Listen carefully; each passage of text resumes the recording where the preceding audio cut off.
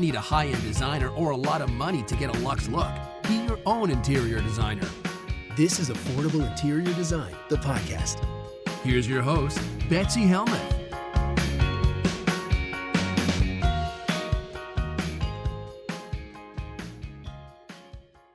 Hi, everybody. I hope you're doing well. I hope you're having a good new year. I hope this Omicron thing isn't bringing you down as much as it's bringing me down. I tell you what, I got my booster. I was hoping that would make me feel like I had some freedom, some safety. And instead, I'm just as worried as ever. Our kids are back to homeschooling and remote learning. And I had to cancel my business mastermind trip to Chicago. And everything just feels uncertain again. Speaking of uncertain, if you're watching this on YouTube, you can see that my eyes are puffy. You can see that my hair is not exactly styled. It's because I'm packing up my office. Today is my very last day in the office. Tomorrow, the moving truck comes, the moving guys come, and so I'm just feeling all the feels. And so I had an emergency session with my therapist this morning on Zoom. And, I'm just feeling uncertain in life in general. But the idea of not having my little safe space, now me and my family, we're all going to be in the same house for 24 hours a day with no reprieve. I have no sanctuary that feels private. And I'm just grappling with how to move on from this space that has meant so very much to me and to my family, not only during this tough time, but during the good times too. Coming here was always a joy and always so inspiring. And, even though I was here primarily alone because my designers, they could work here. I have 4 desks in this beautiful space, but they just go to their client spaces and then go back home. And that actually is beautiful flexibility for them. And it totally works for me. But because I'm here on Main Street in my town, people are constantly walking by, constantly waving. If you've ever watched this podcast on YouTube, you see me waving to people who walk by. You've heard the UPS guy and the mailman and just people stopping in, interrupt the show. And while it may seem disruptive, it sort of gives me a lifeline to the community, especially during times like this. So I'm wondering, what should I do? I'm feeling untethered. I'm feeling more uncertain than ever. I'm feeling more isolated than ever, especially now that I'm just moving into my house. And my therapist was telling me, look around the space, find something special that's intrinsic to the space that you can take with you. And then find a beautiful way to honor that thing, whether it's, a piece of old crumbling tile or a little piece of something, right? Find a way to honor it in your new space. So I've been looking around, and you know what I realized? And maybe if you're going through something similar, this might help you. But as I'm taking everything down, you can see behind me, I've started taking the pictures down and everything like that. As I'm taking everything down and looking around and thinking, what could I take that represents this space? What could I take that would always be a memory of this space? I'm realizing that everything that's special to me in this space is something that I brought with me. And that magic that I brought with me, that I imbued in this space that was just a shell before, especially if you've been on our website, you've seen the before and afters of my office, and it was not very special to start. I realized that everything that this space means is coming with me, including the magic. And I can make this magic in any other space because it's all mine. Nothing that's in this space is intrinsically magical. It's what I bring and what I feel in the space that makes it magic. And I'll be able to pack that up in a box, and I'll be able to make that same feeling somewhere else. So whether you're downsizing, whether you're moving from a special space or a special job or a special relationship, know that the magic is you. And you don't have to take a light switch or a piece of molding or, I don't know. You don't have to have that with you to make something else. even more meaningful. So that's what I'm taking when I'm sorry I'm so emotional today. It's just that very last day. And also, it's the very first week of a new year. And for me, that's always filled with contemplation, emotion, reflection. I'll be following up soon with my trends for 2022 and the things I'm seeing. But I'm just not in that headspace right now this January. There's just too much going on. So I'm going to give myself some grace. And while normally I must have all my reflections complete by the first week of January, I must have, journaled deeply about all the wins and losses from the previous year and, set all my goals and intentions for the following year. I'm just not going to give myself that pressure right now. And I'm going to give myself the full month of January to really enjoy my reflections. But most importantly, I think it's about feeling the feelings I'm currently in quite deeply and honoring the fact that, I'm able to have such deep feelings about a location or a time in my life because that means there was something really, really magical about it. All right, speaking of magic, you guys have written me some awesome questions, and nothing brings me more joy than answering your questions on my show. So here we go, guys. Here we go. My first question comes from Ranae, and Ranae is writing from Atlanta. She says, Betsy, I promised to fix the curtains in this room, but first another issue somehow snuck up on us. Where would you shop for a twin bed that will last until this guy is 18? And Ranae, I just love this picture. It's probably a little boy, I don't even know, maybe he's a year old, climbing out of his crib. The curtains don't look too horrible, but they're a little bit masked. And I would put curtains on both windows, Ranae, not just the one. But he's obviously ready for his twin bed because he's climbing right out of his crib and he looks very mobile. One thing I want to mention, now that I have a 9-year-old and a 10-year-old, both in twin beds, I do know for sure that there are some beds that hold up better than others, and I'll tell you about that in just a moment.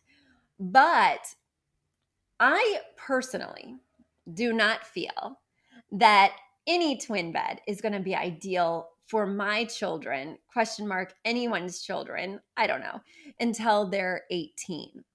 My son is 5'5". He's 10 years old. And already I'm like, we got to get this guy at least a full. My daughter is, I don't know, 4'10", 9 years old, and she fits just fine. But with all of her stuffies, toys, and when I want to cuddle with her too, it's just getting a little tight. I foresee upgrading both of them to a queen or a full as soon as we have a larger house, because right now the rooms just couldn't take it. But, as you guys know, I'm house hunting and looking for something and totally planning on getting rid of the twins and upgrading right away. All that being said, let's talk about a tale of two beds. Okay.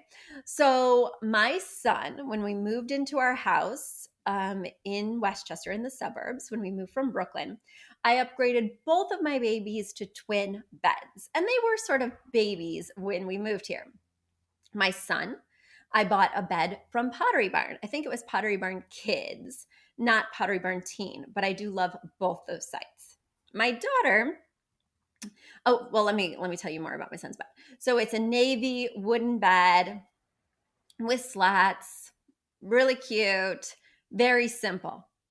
For my daughter, I wanted something upholstered. She's a girly girl, so I wanted maybe that sort of princessy vibe, something soft, especially because she's much more active and rough and tumble than my son. So I really wanted to make sure that she didn't hit her head. And also, she was younger, so she was probably going to be tumbling out of bed a little bit more. I wanted something lower to the ground with no box spring. So I went to Wayfair, right? My son's bed has lasted us for 6 years and is amazing. It looks as good as the day we bought it. No creaking, no squeaking, no issues ever.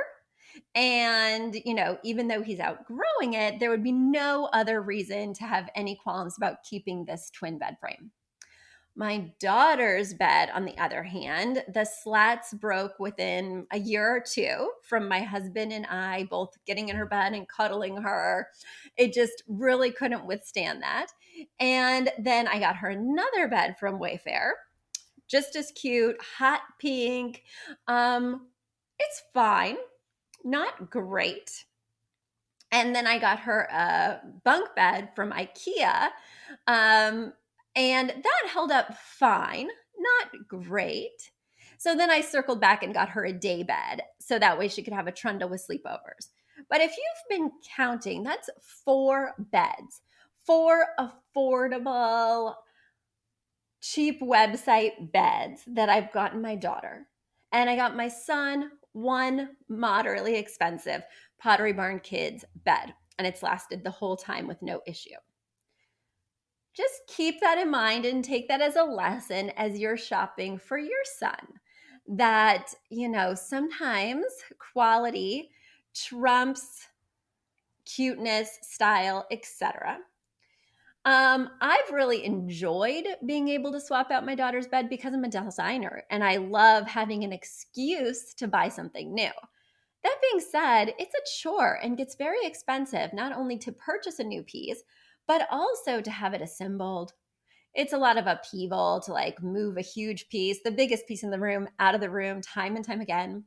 So in hindsight, I would have done PB Teen or PB Kids for both of them and just, been happy with that until they're 13. But at 13, they're both getting fulls or queens if possible. And I would suggest that you do the same, Ranae. All right, let's get to my next question. My next question is from Tiffany. Tiffany's writing from Perth in Western Australia. Hi, Betsy. I really enjoy listening to your podcast and the questions people send in. I would love you to cast your eye over my husband's and my bedroom. We have based the room and its colors around the Jack Vitriano print that we love. It's called Dance Me Till the End of Love, which, as you can see, is a very moody piece of artwork. It has grays, whites, and blues. I've painted the walls a deep gray color. The room has 3 windows, which is so nice and so bright. I would really like to update my you said Duna cover. I don't know if that's Australian or if you mean duvet cover, and possibly repaint the walls. So my question to you, which colors would you recommend to complement our artwork, but also to freshen the space? I'm really excited to hear your suggestions and your point of view. Thank you so much, Tiffany. P.S. I've attached 2 images of the room and a close-up of the artwork and a close-up of the Duna pattern cover. Okay, so I guess you did mean Duna, and I don't know what that means, but I'm just going to assume it's duvet. So Tiffany, I really appreciate you sitting in these pictures because it definitely illuminates the situation and makes it quite clear to me what's going on. Just as I did with Renee's question, I'm going to be giving you a story from my own life to illustrate how you can fix your bedroom. Okay? So by the time I finish my story, you should have all the tips you need to make your own conclusions on what you need to do. And if you don't, then I'll tell you just what to do. How does that sound? How does that sound? Okay. Ready for story time, Tiffany? So my husband and I moved into our house, as you know, 6+ years ago. Every room in my house is super colorful, mid-century modern, fun, playful, except my bedroom, which I wanted to be transitional and subdued and chic. My husband and I both adore Paris. It is a very special place for us where we've been together many times. I decided, in fact, I'd had my eye on for many years, this amazing piece of art from Ballard Designs, which is a big 36 by 36 square photograph of the rooftops of Paris. Now, if you're familiar with Paris, you know that the rooftops are kind of this slate navy color, and the actual architecture is kind of an off-white. There's a lot of gray, but that's generally the color palette. So if you're taking a picture of all the roofs, it's going to be gray, off-white, kind of blue, much like the picture that you're showing me. So I decided to base the entire color palette for my room on this amazing large piece of art that would be centered above our king size bed. I picked a gray bed. I picked navy drapes. I picked a navy velvet quilt. I had sheets that have like this really cool gray pattern. And then I painted the walls an icy blue. Well, as you may or may not know, I love feng shui. So after a few years in our home, I had this colleague who was really into feng shui, and she said, "I'd love to come over to your house and give you a free sort of assessment." I was like, "Oh, well, that sounds fun." So she came over and she gave me an assessment of our house, pointing out things that I could do differently to have better feng shui. And then she comes in the bedroom and she says, "Whoa, can I ask a personal question?" And I was like, "Sure, yeah, go ahead." And she says, "How are things going intimately, with your husband? Things good?" I was like, "Oh my gosh." I mean, she was a colleague, but I didn't know her that way. I was like, "Well, they're calmer than they could be, right? I'm sure he would like a little more fire. And, we're just very subdued at this point, and things are just subdued." And she said, "Of course they are. You have only cool colors and neutral colors in this room. Every other room has a balance of warm and cool, vibrant and subdued. This room is only subdued. I can tell you what's going on in your marriage just by looking at the feng shui in this room. Is it chilly? Is it boring? Is it subdued?" She said, "You need to bring some fire into this room." If we're thinking in terms of elements, right? "You need to bring some life into this room. There's not even a plant in here." And the minute she said that, I was like, oh my goodness. That very night, I went online to Wayfair and I purchased a 9 by 12 rug that had hot pink. Of course, it had navy and gray so that it still went with the core elements in the room. But the primary tone of this rug is hot pink because I wanted to bring the fire. I hired the handyman to come over and put that under my bed. I got a lumbar pillow that had pops of pink. Immediately, my room not only felt more balanced, but I felt more inspired to be warmer with my husband, if you get my drift. Additionally, I brought in some bamboo stalks. Our bedroom does not get a lot of natural light. It's a pretty dark room. So, luckily, stalks of bamboo thrive in sort of negligent conditions. And I got just the right number to inspire romance. If you look online, you can Google like what number of bamboo stalks mean what certain, what am I trying to say? Like there's a certain number that correlates with a feeling or something that you want to bring into your life. And so I got just that number to inspire romance and connection, put them in a vase, and they were thriving. And all of a sudden, so was my marriage. Let me just say your room right now, and guys, if you are looking at this on YouTube, you can see that it is so neutral. Icy gray walls, right? The inspiration picture being this, image of this couple looking away in this very cold, icy looking sort of color palette is not going to be ideal to inspire fire and connection. I would recommend that you choose an inspiration piece that has both warm and cool colors. And it doesn't mean that you have to get rid of this piece. I still have the 36 by 36 picture of the Paris rooftops above our bed. But it means that the inspiration piece is no longer that artwork.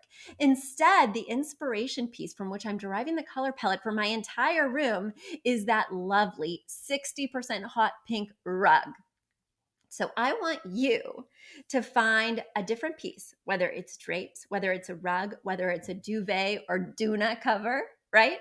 I want you to find something that has some of those warmer colors to infuse this space not only with balance, but with a romance. Tiffany, you see, my story can be your story, and I can solve all your problems with my own personal pain. And guys, I hope I did that with my story of leaving this beautiful office because, If you ever have a space that's kind of represented an era of your life, you know how I feel. But maybe you also know and can help me see ahead that taking a big leap can lead to big rewards. And maybe I'm ready for that next big step.